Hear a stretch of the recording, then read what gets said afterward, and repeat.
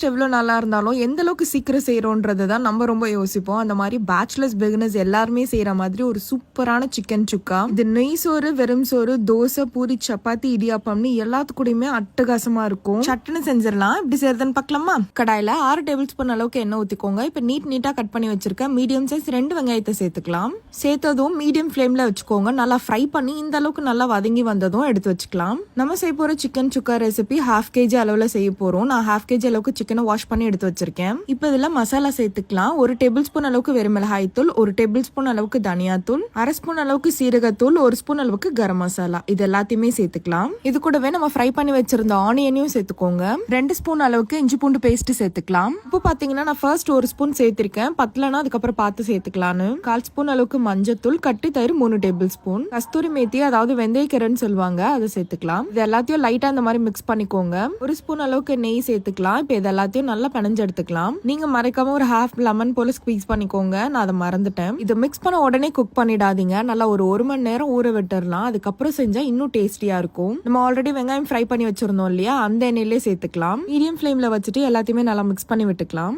ஒரு 1/2 நிமிஷம் நல்லா குக் பண்ண விட்டுட்டு இப்போ க்ளோஸ் பண்ணிடலாம். இந்த மாதிரி சைட்ல எண்ணெய்லாம் பிரிஞ்சு வரும் பாத்தீங்களா, அந்த டைம்ல ஓபன் பண்ணிடுங்க. இதோட க்ளோஸ் பண்ணிட்டு குக் பண்ண வேணாம். ஓப்பன்லேயே வச்சுட்டு நல்லா இந்த மாதிரி கிளறி விட்டுட்டே இருந்தா நல்லா ட்ரை ஆகி சுக்கா மாதிரி வந்துடும். அவ்வளவுதாங்க, அருமையான சிக்கன் சுக்கா சூப்பரா ரெடி ஆயிருச்சு. நல்லா சுட சுட வச்சுட்டு மொறுன்னு தோசை, சப்பாத்தி, பரோட்டாவோட சாப்பிட்டீங்கன்னா அவ்வளோ டேஸ்டியா இருக்கும். கண்டிப்பா நீங்களும் இந்த ரெசிபியை ட்ரை பண்ணுங்க. மறக்காம நம்ம பேஜை ஃபாலோ பண்ணிக்கோங்க. பாய்.